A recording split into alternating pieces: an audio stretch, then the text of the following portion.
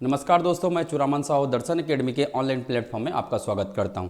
आज का हमारा टॉपिक है छत्तीसगढ़ में क्या कृषि की कैसी स्थिति है, इसके बारे में हम लोग चर्चा करेंगे। नवीनतम आंकड़ों के साथ ये वीडियो मैं आप लोगों के लेकर आया हूं, जो आपके इस साल के एग्ज़ाम जो कि 12 फरवरी को होने वाला है उसके लिए काफ़ी ज़्यादा महत्वपूर्ण है। साथ ही साथ व्यापम की क्लासेस के लिए भी काफ़ी ज़्यादा महत्वपूर्ण है। तो पूरे डिटेल बात करेंगे हम लोग, हर एक चीज़ों को यहाँ अध्ययन करेंगे क्योंकि एग्ज़ाम में पूरे डिटेल प्रश्न बनते हैं। चलिए स्टार्ट करते हैं हम लोग। छत्तीसगढ़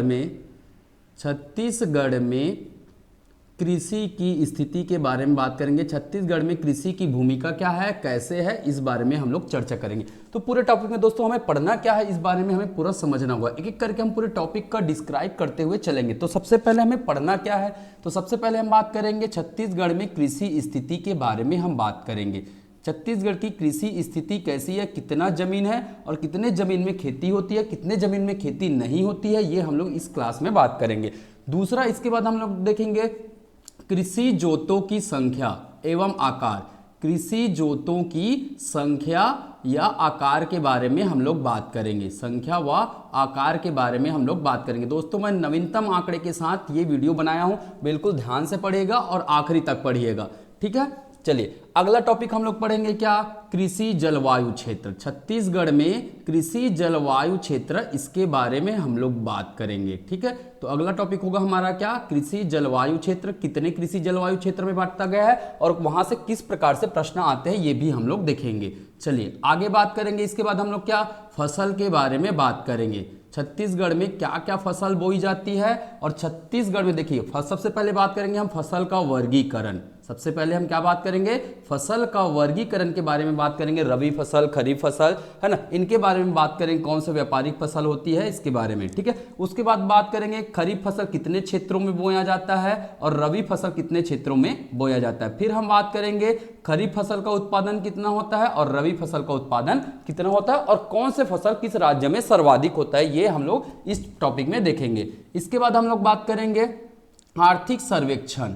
जीडीपी में क्या योगदान है कृषि का, आर्थिक सर्वेक्षण पढ़ेंगे हम लोग। कौन सा आर्थिक सर्वेक्षण पढ़ना है दोस्तों, तो जो लेटेस्ट जो आया है 2021-22 पढ़ना है हमें। तो आर्थिक सर्वेक्षण 2021-22 का भी अध्ययन करेंगे। इसमें हम लोग देखेंगे क्या जीडीपी में क्या पोजीशन रही है, क्या पोजीशन है हमारे जीडीपी में, कितना योगदान है कृषि का, इसके बाद बात करेंगे। इसके अलावा हम लोग कृषि संबंधित जो योजनाएं हैं, कृषि संबंधित बहुत सारी योजनाएं सरकार के द्वारा चलाई जा रही, कुछ केंद्र सरकार चला रहा है, कुछ राज्य सरकार चला रहा है, उसकी भूमिका के बारे में हम लोग यहाँ अध्ययन करेंगे।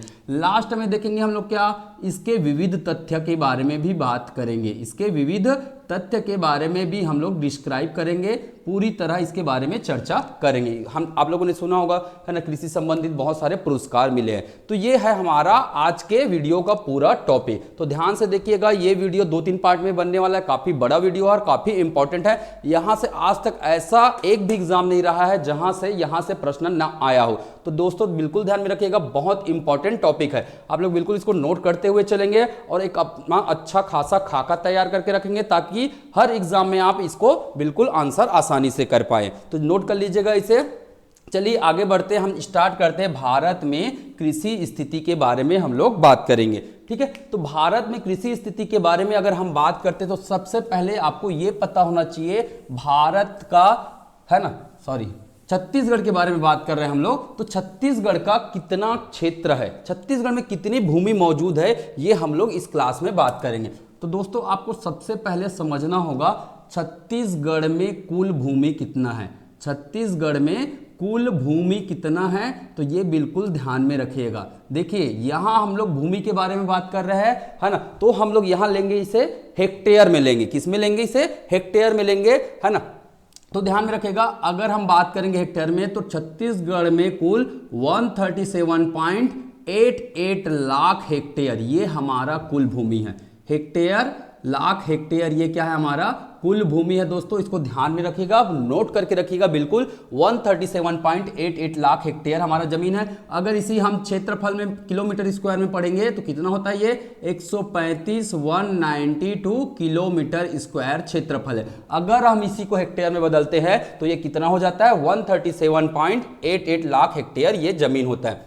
चलिए अब देखते हैं छत्तीसगढ़ में किस किस प्रकार के जमीन आप लोगों को देखने को मिलेगा, भूमि आप लोगों को देखने को मिलेगा। तो आप सभी को पता है छत्तीसगढ़ के कई सारे क्षेत्रों में, लगभग छत्तीसगढ़ के 44% क्षेत्र में क्या है, वन क्षेत्र है। कितने प्रतिशत, तो 44% क्षेत्र में क्या मिलेगा आपको, 1% मिलेगा। तो आप 137 का 44% जब निकालेंगे तो ये लगभग आता है 63.07 लाख हेक्टेयर। 63.07 लाख हेक्टेयर, इतने हेक्टेयर में आपका वन फैला हुआ है। तो दोस्तों याद रखिएगा, ये मैं नवीनतम आंकड़े के हिसाब से बता रहा हूं, जो आपका कृषि विभाग ने जो रिपोर्ट जारी किया है 2021-22, ये रिपोर्ट है 2021-22 का जो विभागीय रिपोर्ट आया है, उसके अनुसार ये नवीनतम आंकड़े हैं। एग्जाम पॉइंट ऑफ व्यू से बिल्कुल अपडेट कर लीजिएगा आप सभी चीजों को, ठीक है। इसके बाद बात करेंगे हम लोग कृषि क्षेत्र, कितने क्षेत्र में निरा या शुद्ध कृषि क्षेत्र, निरा या शुद्ध, ध्यान में रखिएगा फसल क्षेत्र कितना है, एग्जाम में पूछा जाएगा निरा या शुद्ध फसल क्षेत्र कितना है। तो याद रखिएगा दोस्तों, ये है आपका 46.35 लाख। तो डाटा को बिल्कुल याद रखते हुए जाना है ना। 46.35 लाख हेक्टेयर जो है, जहां क्या होता है, शुद्ध फसल बोया जाता है, ये बिल्कुल ध्यान में रखेगा।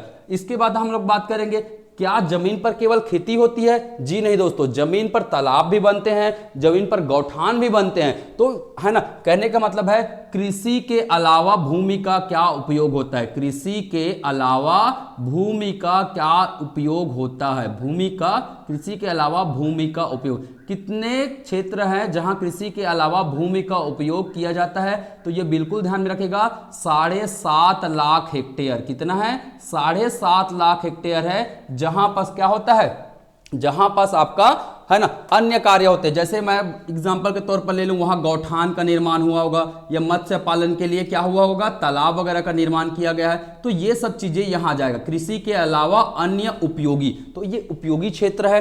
तो हमारे 137 का 7.5 लाख इस चीज में प्रयोग लाया जाता है। इसके बाद बात करेंगे, एक मिलेगा आपको क्या, पड़ती भूमि। एक क्या मिलेगा आपको, पड़ती भूमि मिलेगा, जहां खेती तो कर सकते हैं पर अभी खेती नहीं किया जा रहा है। ध्यान में रखिएगा, ये खेती योग्य भूमि नहीं है, ठीक है, खेती योग्य भूमि नहीं है, उसे हम पड़ती भूमि कहते हैं। और इसका प्रतिशत है 8.9 लाख, इसका प्रतिशत है 8.9 लाख हेक्टेयर है। तो हेक्टेयर में याद रखना है दोस्तों, बिल्कुल आसानी से। इसके अलावा क्या मिलेगा, और भी अन्य अकृषि भूमि। इसके अलावा अन्य क्या मिलेगा आपको, अकृषि भूमि मिलेगा। इसके अलावा क्या मिलेगा, अन्य अकृषि भूमि मिलेगा। यह है लगभग आपका 9.7 लाख हेक्टेयर। कितना है, 9.7 लाख हेक्टेयर जो भूमि है वो अन्य अकृषि भूमि के अंतर्गत आता है। जैसे पहाड़ी इलाका हुआ, पठारी इलाका हुआ, तो हमारे यहाँ बहुत ज्यादा है, तो इसको बिल्कुल ध्यान में रखिएगा।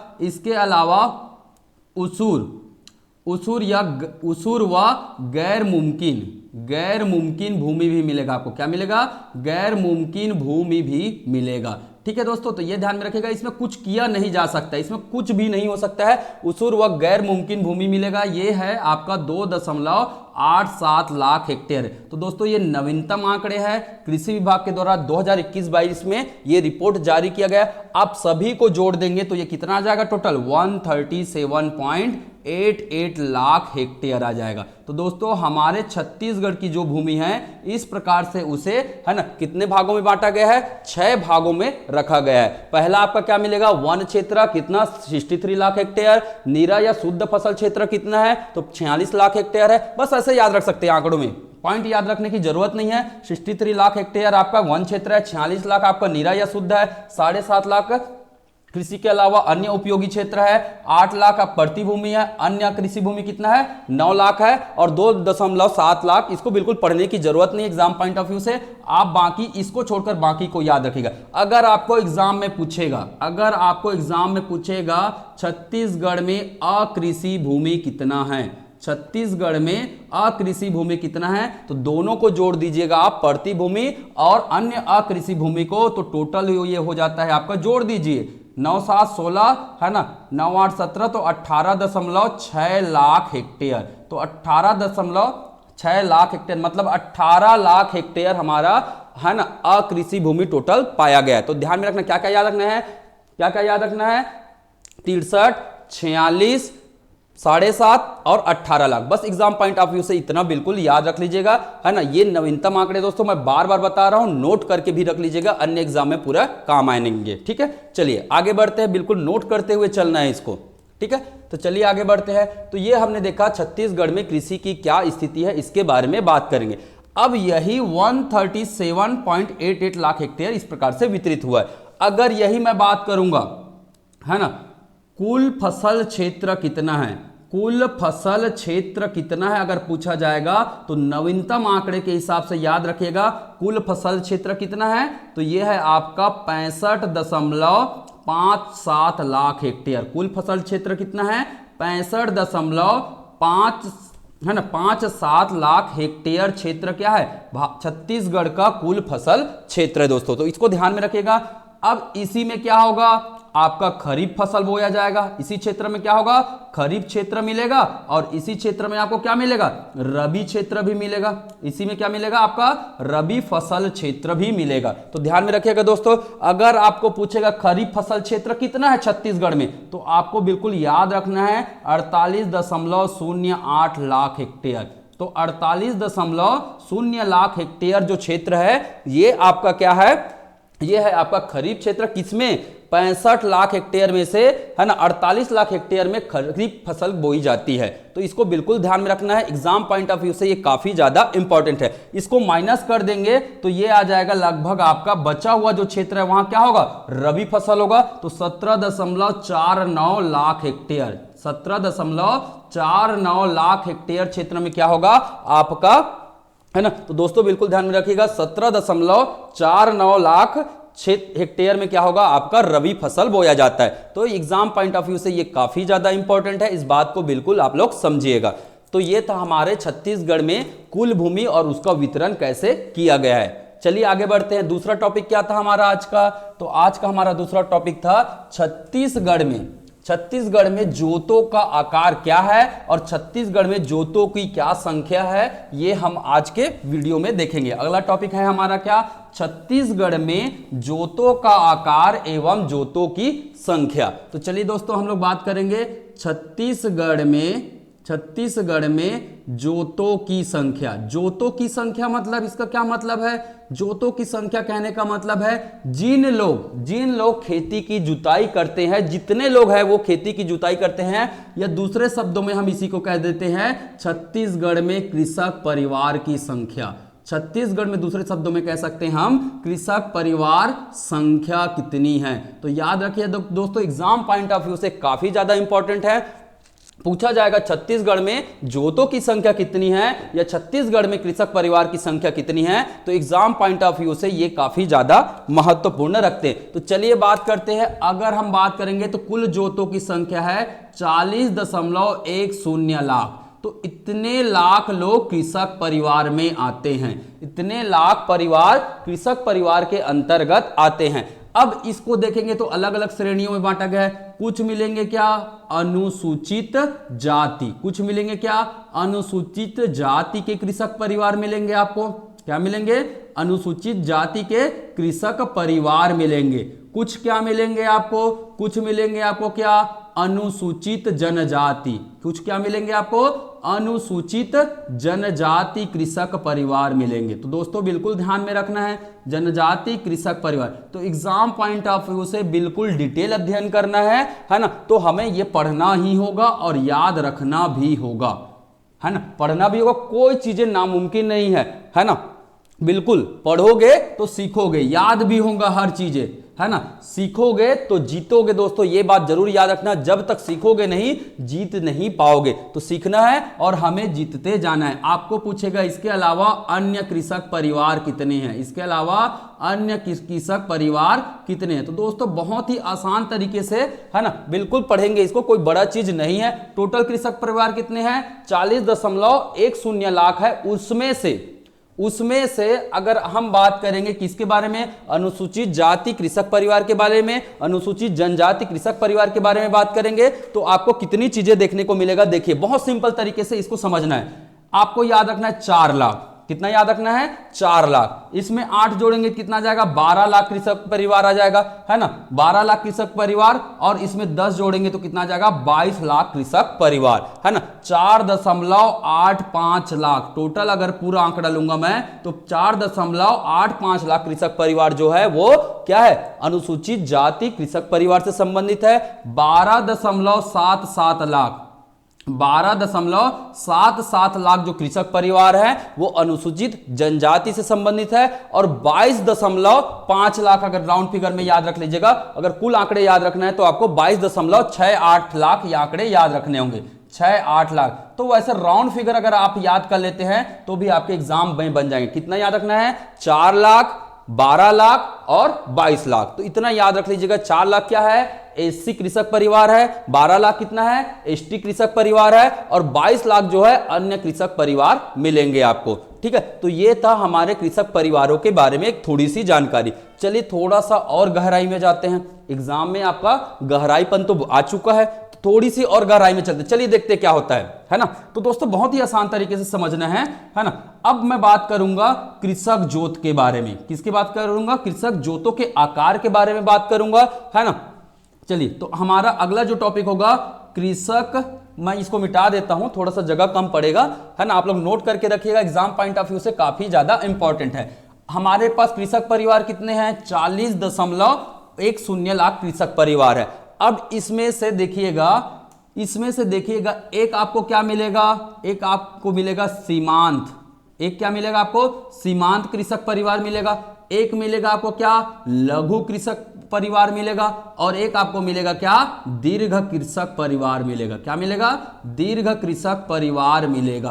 तो दोस्तों याद रखना है, लघु सीमांत कृषक किसे बोलते हैं, सीमांत कृषक किसे बोलते हैं, जिसके पास जमीन 1 हेक्टेयर तक की जमीन हो, उसे, उस परिवार को कहते हैं हम क्या, सीमांत कृषक परिवार कहते हैं। याद रखिएगा दोस्तों, जिस व्यक्ति के पास, जिस परिवार के पास 0 से 1 हेक्टेयर तक का जमीन है उसे बोले जाता है, या इसी को 2.5 एकड़ भी कहते हैं। 2.5 एकड़ तक अगर जिसके पास भूमि है तो वह परिवार क्या कहलाएगा, सीमांत कृषक परिवार कहलाएगा। अगर मैं बात करूंगा लघु कृषक परिवार किसे कहेंगे, तो लघु कृषक परिवार होता है 1 से 2 हेक्टेयर, इसको बोलते हैं। अगर जिस परिवार के, है ना, जिस परिवार में 1 से 2 हेक्टेयर है, अर्थात 2.5 एकड़ से लेकर कितना, 2.5 एकड़ से लेकर 5 एकड़ तक का जमीन जिस परिवार के पास है वो लघु कृषक की श्रेणी में आते हैं। दीर्घ कृषक किसे कहेंगे, 2 हेक्टेयर से अधिक कृषि भूमि वाला परिवार।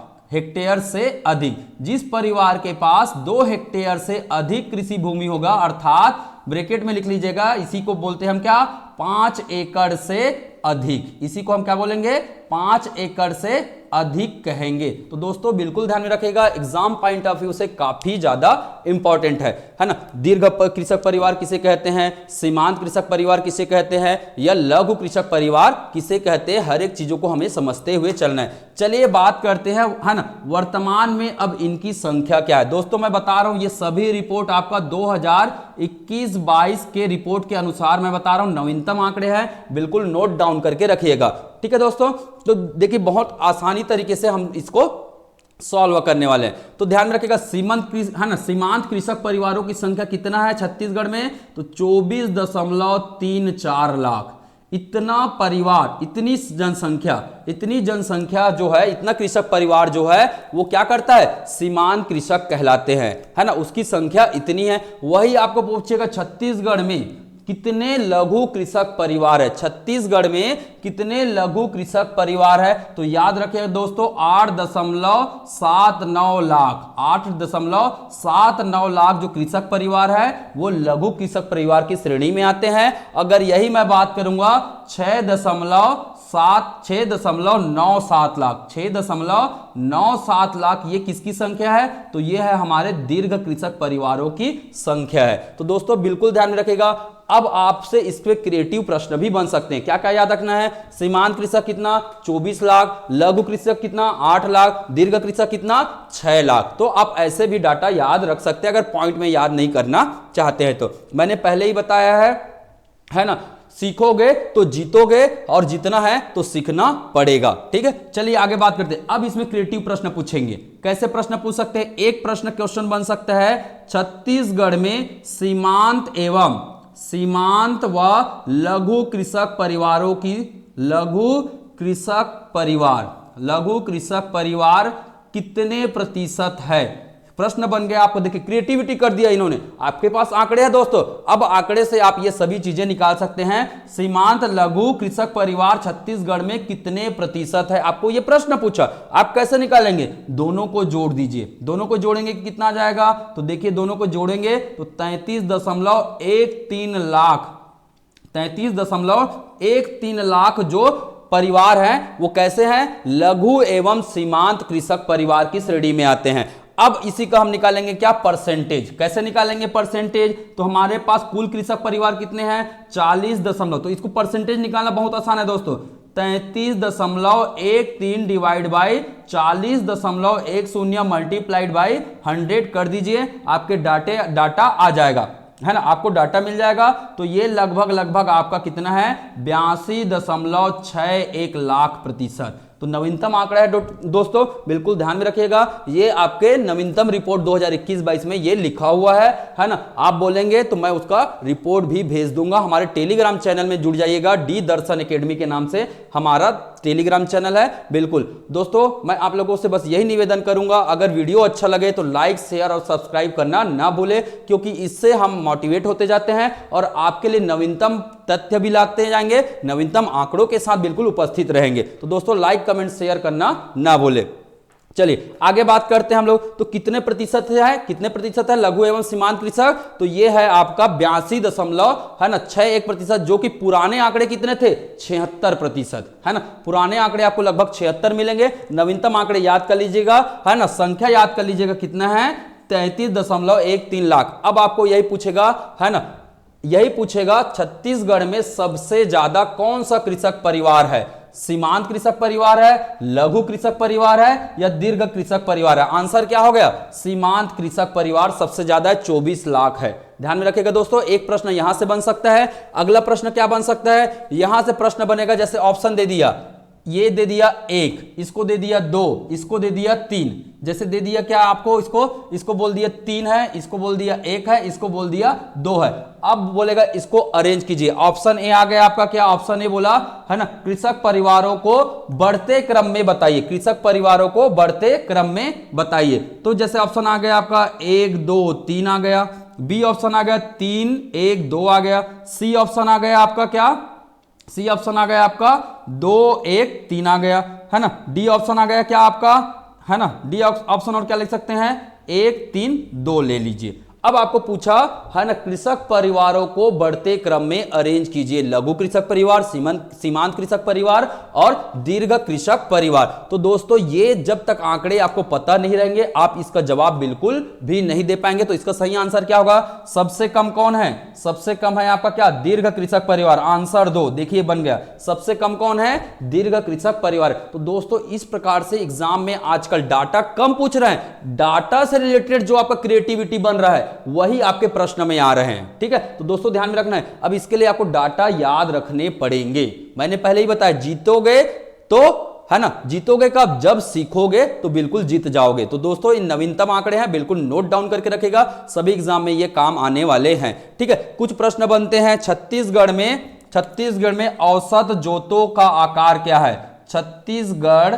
में औसत जोतों का आकार क्या है? औसत जोतों का आकार पूछा है। तो अगर औसत जोतों का आकार पूछेगा तो याद रखना ये कितना है? 1.36 हेक्टेयर। तो दोस्तों ये भी नवीनतम तथ्य है ना। तो छत्तीसगढ़ में औसत जोतों का आकार कितना है? 1.36 हेक्टेयर है। और याद रखना है प्रति व्यक्ति, एक प्रश्न बन सकता है, प्रति व्यक्ति कृषि क्षेत्र कितना है? प्रति व्यक्ति कृषि क्षेत्र कितना है? तो याद रखिएगा ये आंकड़े आपका 0.27 हेक्टेयर, मतलब एक व्यक्ति के पास कितना जमीन है? 0.27 हेक्टेयर हमारे छत्तीसगढ़ के आंकड़ों के अनुसार ये पाया गया है। तो दोस्तों बिल्कुल इनको बिल्कुल ध्यान में रखना है, एग्जाम पॉइंट ऑफ व्यू से ये काफी ज्यादा इंपॉर्टेंट है। ठीक है, चलिए तो हमने देखा क्या, है ना, छत्तीसगढ़ में जोतों की संख्या क्या है और कृषक परिवार संख्या है, इसके बारे में हमने बात किया।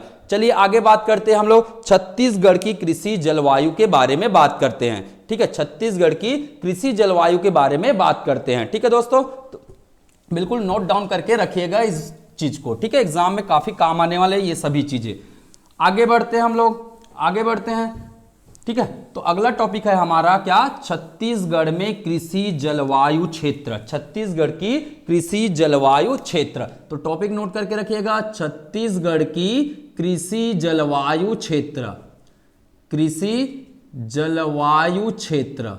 ध्यान में रखिएगा, छत्तीसगढ़ के कितने जलवायु क्षेत्र में बांटा गया, छत्तीसगढ़ को कितने कृषि जलवायु क्षेत्र में बांटा गया। तो दोस्तों बहुत ही आसान तरीके से मैं इसे बताने वाला हूं, मैप के माध्यम से पढ़ेंगे। अगर आपको मैप बनाने नहीं आता है तो नीचे मैं लिंक में डाल दूंगा, छत्तीसगढ़ का मैप बनाना कैसे सीखे, 33 जिला का निर्माण कैसे करेंगे। ठीक है, तो बिल्कुल लिंक भेज दूंगा मैं, उसको बिल्कुल बना लीजिएगा आप लोग। चलिए तो देखिए, सबसे पहले तो आप इसका मैप बना लीजिए। सबसे पहले छत्तीसगढ़ का आप क्या कर लीजिए, मैप बना लीजिए। बहुत आसान है दोस्तों, छत्तीसगढ़ का मैप बनाना कोई बड़ा चीज नहीं है। आप बिल्कुल आसान तरीके से छत्तीसगढ़ का मैप सुंदर तरीके से आप बिल्कुल बना सकते हैं इसे। ठीक है दोस्तों, चलिए तो ये है हमारा छत्तीसगढ़ का मैप। ठीक है, इस प्रकार से हमारा ये छत्तीसगढ़ का मैप क्या हो गया, बनकर तैयार हो गया। चलिए अब इसमें आपको पूरे जिलों को बनाना है, तो कैसे बनाएंगे, बहुत ही सिंपल है। ये देखिएगा, बहुत ही सिंपल तरीके से हम बना दे रहे हैं। ठीक है, कोई बड़ा चीज नहीं है। चलिए दोस्तों बिल्कुल ध्यान में रखिएगा। चलिए ये इस प्रकार से हमारा छत्तीसगढ़ बनकर तैयार हो रहा है। ये बन गया हमारा रायपुर संभाग, ये हमारा बन गया रायपुर संभाग। ये बन गया हमारा क्या, बस्तर संभाग, ये बन गया हमारा बस्तर संभाग। ठीक है, ये है आपका क्या, बिलासपुर संभाग, ये बना आपका बिलासपुर संभाग। ठीक है दोस्तों, तो कोई बड़ा चीज नहीं है, इसको बिल्कुल ध्यान में रखिएगा। आप आसानी से हर एक चीजों को बना सकते हैं। तो ये बन गया हमारा क्या, बिलासपुर संभाग। ये अब हम मैप के माध्यम से पढ़ेंगे कृषि जलवायु क्षेत्र के बारे में और विस्तृत अध्ययन इसके बारे में हम लोग करेंगे। तो चलिए सबसे पहले तो प्रश्न पूछा जाता है, छत्तीसगढ़ को कितने कृषि जलवायु क्षेत्र में बांटा गया है। तो इसका आंसर है कितना, 3 कृषि जलवायु क्षेत्र में बांटा गया। कौन कौन सा है, तो एक है आपका, यहां मिलेगा आपको क्या है ना, उत्तरी पहाड़ी क्षेत्र। एक मिलेगा क्या आपको, उत्तरी पहाड़ी क्षेत्र, ये बिल्कुल ध्यान में रखिएगा। दूसरा है आपका क्या, दूसरा ये वाला क्षेत्र मिलेगा, ये क्या है, छत्तीसगढ़ का मैदान, छत्तीसगढ़ का मैदान क्षेत्र है ना। और तीसरा कृषि जलवायु जो है वो है आपका बस्तर का पठार, तीसरा जलवायु जो है बस्तर का पठार। तो दोस्तों मैप से आप बिल्कुल आसानी से इसको अध्ययन कर सकते हैं। अब आप प्रश्न पूछेगा, छत्तीसगढ़ में उत्तरी पहाड़ी क्षेत्र कितने भूभाग में। सबसे पहले तो याद रखिएगा टोटल कितना क्षेत्र है, तो मैंने पहले ही बताया कितना है, 137.88 लाख हेक्टेयर, ये इतना क्षेत्र है ना, 137.88 लाख हेक्टेयर पूरी कुल भूमि है छत्तीसगढ़ की। मैंने इसका वर्गीकरण भी बता दिया है। ठीक है, उत्तरी पहाड़ी जो क्षेत्र है ये कितने प्रतिशत क्षेत्र में फैला हुआ है दोस्तों, तो याद रखेगा 21% क्षेत्र में फैला हुआ है। आप 137.88 लाख का क्या निकाल सकते हैं आसानी से, 21% निकाल सकते हैं। कैसे निकालेंगे, बहुत सिंपल है, 137.88 का पहले आप क्या निकाल लीजिए, इसका 20% निकाल लीजिए। अब उसके बाद इसका क्या निकाल लीजिए, 1% भी निकाल लीजिए, आंसर आपको मिल जाएगा। देखिए बहुत सिंपल है, 2 से गुना कर दीजिए, है ना, तो 13 दूने 26 हो गया और ये 27.4 आ गया। कितना आ गया, 27.4, 1% निकालेंगे तो कितना आएगा, 1.3 आ जाएगा। तो टोटल कितना हो गया, 28.7, है ना। तो उत्तरी पहाड़ी क्षेत्र कितना है, टोटल 28.7 लाख हेक्टेयर। तो दोस्तों याद करने की जरूरत नहीं है आपको, है ना, याद करने की जरूरत नहीं है, आसानी से सभी चीजें याद होंगी, बस मेहनत करते जाना है और हमें सही परिणाम को पाना है। ठीक है, छत्तीसगढ़ का मैदान कितने क्षेत्र में फैला हुआ है? तो याद रखिएगा 50% क्षेत्र में फैला हुआ है। आप 137 का 50% निकाल लीजिए, कितना आ जाएगा? ये 68 लाख हेक्टेयर। कितना आ जाएगा? 68 लाख हेक्टेयर आपको भूमि मिल जाएगा। ठीक है, तो छत्तीसगढ़ के मैदान का जो क्षेत्र है वो कितना है? 68 लाख हेक्टेयर है। बस्तर का पठार कितने क्षेत्र में फैला हुआ है? तो ये दोस्तों ये आपका फैला हुआ है, देखिए ये 21%, ये 50 हो गया, तो ये कितना होगा? 29%। कितना है? 29%। और ये लगभग आपका 38 लाख हेक्टेयर में ये फैला हुआ है। तो दोस्तों याद रखेगा कृषि जलवायु के अंतर्गत है ना, बस्तर का जो पठार है वो कितना है? 39 लाख हेक्टेयर में फैला हुआ है। इसको बिल्कुल ध्यान में रखना है। तो बहुत ही आसान तरीके से आप इसे निकाल सकते हैं। अब दूसरा समझिएगा, कितने क्षेत्रों में है ना, कौन कौन से क्षेत्र में ये फैला हुआ है? उत्तरी पहाड़ी जो क्षेत्र है इसमें क्या है?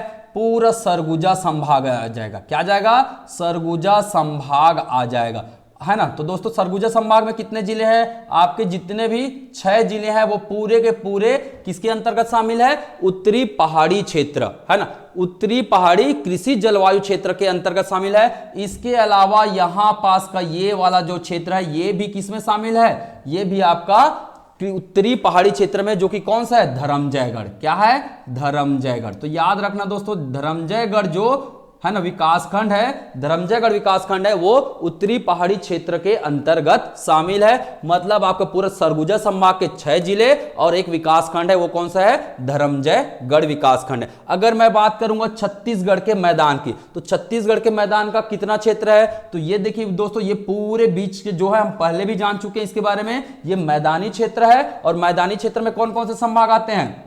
तो देखिए ये कौन सा संभाग है? बिलासपुर संभाग। कितने जिले हैं? 8 जिला, है ना। बस धरमजयगढ़ को छोड़ दीजिएगा। इसके बाद यहां देखिए दुर्ग संभाग। दुर्ग संभाग में कितने जिले हैं? पूरे के पूरे 7 जिले आपका छत्तीसगढ़ के मैदानी क्षेत्र के कृषि जलवायु के अंतर्गत आते हैं। और आप देखिएगा ये कौन सा संभाग है? रायपुर संभाग है। रायपुर संभाग के 5 जिले, रायपुर संभाग के 5 जिले आपका शामिल है। इसके अलावा यहां का देखिएगा दोस्तों, यहां का ये क्षेत्र भी, ये वाला जो क्षेत्र है ये भी किसके अंतर्गत शामिल है? ये है आपका छत्तीसगढ़ का मैदानी क्षेत्र के अंतर्गत। तो एग्जाम पॉइंट ऑफ व्यू से सभी फैक्ट बिल्कुल जरूरी है। ये क्षेत्र कौन सा है? ये है आपका कांकेर और दूसरा है नरहरपुर। कांकेर और नरहरपुर। तो दोस्तों ध्यान में रखिएगा, बस्तर संभाग का कांकेर जिला का कांकेर तहसील और नरहरपुर तहसील किसमें शामिल है? छत्तीसगढ़ के मैदान में शामिल है। तो दोस्तों इसको ध्यान में रखिएगा, बचा खुचा जितना भी बस्तर का संभाग है वो सभी बस्तर,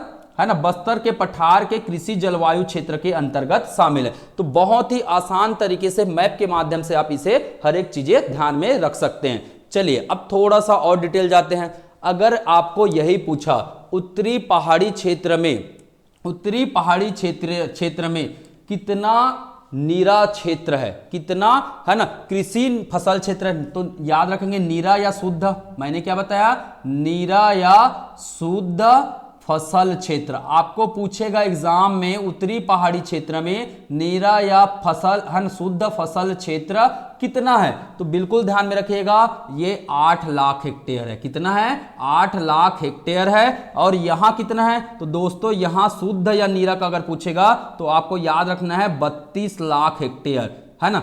तो छत्तीसगढ़ के मैदान में शुद्ध या नीरा जो फसल क्षेत्र है वो कितना है? 32 लाख हेक्टेयर है। और बस्तर की अगर मैं बात करूंगा तो बस्तर में कितना है? ये 6 लाख हेक्टेयर है। बस्तर में कितना है? 6 लाख हेक्टेयर है। तो याद रखना है दोस्तों, इस प्रकार से नीरा क्षेत्र है ना 8 लाख, 32 लाख और 6 लाख टोटल जोड़ लेंगे तो लगभग ये 46 लाख के आसपास चले जाएगा। 6 2 8 8 8 16, तो 46.35 लाख हमारे छत्तीसगढ़ में क्या है? नीरा क्षेत्र है, जिसमें है ना उत्तरी पहाड़ी क्षेत्र में 8 लाख हेक्टेयर है ना, छत्तीसगढ़ के मैदान में 32 लाख हेक्टेयर है और बस्तर के पठार क्षेत्र में आपका 6 लाख हेक्टेयर क्षेत्र शुद्ध या नीरा कृषि क्षेत्र के अंतर्गत आता है। यहां नोट कर लीजिएगा, नीरा फसल क्षेत्र, नीरा फसल क्षेत्र है ये। ठीक है दोस्तों, तो ये नवीनतम आंकड़े हैं, है ना, इसको बिल्कुल ध्यान में रखिएगा। चलिए, ये बिल्कुल गवर्नमेंट आंकड़े बता रहा हूं मैं, है ना, अपने से नहीं बता रहा हूं, तो बिल्कुल सभी चीजों को नोट डाउन करते हुए आगे बढ़ेंगे। चलिए आगे बात करते हैं हम लोग। यहां अगर मैं पूछूंगा सिंचाई कितना होता है, अगर आपको पूछेगा सिंचाई कितना होता है, तो उत्तरी पहाड़ी क्षेत्र का जो सिंचाई प्रतिशत है वो कितना है? 11% सिंचित क्षेत्र है। दोस्तों याद रखना है सिंचित क्षेत्र कितना है, 11% है। अगर यही आपको पूछेगा छत्तीसगढ़ के मैदान का कितना प्रतिशत सिंचित क्षेत्र है, तो याद रखिएगा इसका 43% क्षेत्र क्या है, सिंचित क्षेत्र के अंतर्गत आता है। और यही अगर आपको पूछेगा बस्तर संभाग है ना, बस्तर का जो पठार है वो उसका कितना क्षेत्र सिंचित है, तो याद रखना है आपको 5% क्षेत्र इसका क्या है, सिंचित है। तो दोस्तों मैं बार बार बता रहा हूं नवीनतम आंकड़े हैं और मैप के माध्यम से पढ़िएगा तो और भी आसान है। मैंने पहले ही बताया मैप का वीडियो मैं बना चुका हूं, लिंक में डिस्क्राइब भी कर दूंगा। बस दोस्तों आपको कुछ नहीं करना है, लाइक कमेंट और शेयर करते रहना है और सब्सक्राइब तो आपको मूलभूत आवश्यकता भी बन जाएगा। अगर आपको ये वीडियो पसंद आता है तो ऐसे ही मैं बेहतरीन वीडियो आपके लिए बनाते रहूंगा, ठीक है। चलिए आगे बात करते। अगर पूछेगा उत्तरी पहाड़ी क्षेत्र में औसत वार्षिक वर्षा कितनी होती है, औसत वार्षिक वर्षा कितनी होती है, तो यह भी आपको प्रश्न बन सकता है। औसत वार्षिक वर्षा तो कितना हो रहा है, तो यह होता है आपका औसत वार्षिक वर्षा 1241.5 मिलीमीटर। यहां का औसत वार्षिक वर्षा कितना है, 1241.5 मीटर है। जबकि छत्तीसगढ़ के मैदान में औसत वार्षिक वर्षा कितना है, औसत वार्षिक वर्षा अगर आपको पूछेगा छत्तीसगढ़ के है ना मैदानी जलवायु क्षेत्र में औसत वार्षिक वर्षा कितना है, तो 1225 मिलीमीटर मिलेगा आपको। 1225 मिलीमीटर औसत वार्षिक वर्षा है। सबसे ज्यादा औसत वार्षिक वर्षा कहां होती है ना, किस कृषि जलवायु क्षेत्र में सबसे ज्यादा औसत वार्षिक वर्षा होती है, तो ये कौन सा है, बस्तर का पठार। और इसकी औसत वार्षिक वर्षा है 15-21 मिलीमीटर। 15-21 मिलीमीटर ये क्या है, वार्षिक वर्षा है। तो इसको बिल्कुल ध्यान में रखेगा। अब देखिए दोस्तों मैंने पहले ही बताया वार्षिक वर्षा, मैंने दोस्तों पहले ही बताया आजकल डाटा नहीं पूछते हैं, डाटा से रिलेटेड प्रश्न पूछते हैं। अब आपको यहीं से पूछा है ना छत्तीसगढ़ के कृषि जलवायु क्षेत्र को है ना औसत वार्षिक वर्षा के आधार पर घटते क्रम में बताइए। तो घटते क्रम में बताना तो सबसे पहले कौन आ जाएगा, सबसे पहले आ जाएगा बस्तर का पठार। सबसे सर्वाधिक औसत वार्षिक वर्षा होती है 15-21 मिलीमीटर। फिर दूसरे नंबर में क्या आ जाएगा, उत्तरी पहाड़ी क्षेत्र जहां 1241.5 मिलीमीटर वर्षा होती है। और सबसे कम कहां होती है, छत्तीसगढ़ के मैदान में सबसे कम औसत वार्षिक वर्षा होती है। तो दोस्तों मैप से आपको बिल्कुल इसको समझते हुए चलना है, हर एक चीजें आपके लिए आसान होगी। ये देखिए मैं इसको थोड़ा सा अलग कर दे रहा हूं ताकि आपको समझ में आ जाए, ठीक है। ये है आपका, ये देखिए ये 3 कृषि क्षेत्र है, ठीक है। तो इसको बिल्कुल समझते हुए चलना है। चलिए अब एक प्रश्न और पूछा जा सकता है। यहां से हमने वर्षा देख लिया, सिंचाई देख लिया, अब है ना नीरा क्षेत्र भी देख लिया। अब आपको पूछेगा मृदा, अब आपको पूछ लिया मृदा, तो कौन कौन से मृदा होते हैं बेसिकली, तो यहां देखिएगा बहुत सारे मृदा मिलेंगे आपको। एक भाटा मिलता है, आप सभी को पता है मिट्टी के बारे में है ना, एक भाटा पढ़ेंगे। एक मटासी होता है, मटासी, एक डोरसा होता है, एक डोरसा होता है, एक मिलेगा आपको क्या, कन्हार मिलेगा। तो इस प्रकार से ये मिट्टियां पाई जाती है हमारे छत्तीसगढ़ में। भाटा, मटासी, डोरसा और कन्हार ये पाया जाता है। कन्हार मतलब काली मिट्टी, डोरसा है ना, डोरसा का मतलब लाल पीली और काली मिट्टी का मिश्रण मिट्टी है। मटासी, मटासी मिट्टी क्या है, तो लाल पीली मिट्टी को बोला जाता है। भाटा लेटेराइट मिट्टी को बोला जाता है। तो दोस्तों अगर आपको पूछेगा उत्तरी पहाड़ी क्षेत्र में, उत्तरी पहाड़ी क्षेत्र में इन चारों में से सर्वाधिक मात्रा में कौन सा मिट्टी पाया जाता है, तो याद रखना है आपको कौन सा मिट्टी पाया जाता है इसमें, चारों में से बता रहा हूं मैं, ये है मटासी है ना। 29% भूभाग भर आपको मटासी मिट्टी मिलेगा। कहां की बात कर रहा हूं मैं, उत्तरी पहाड़ी क्षेत्र की बात कर रहा हूं।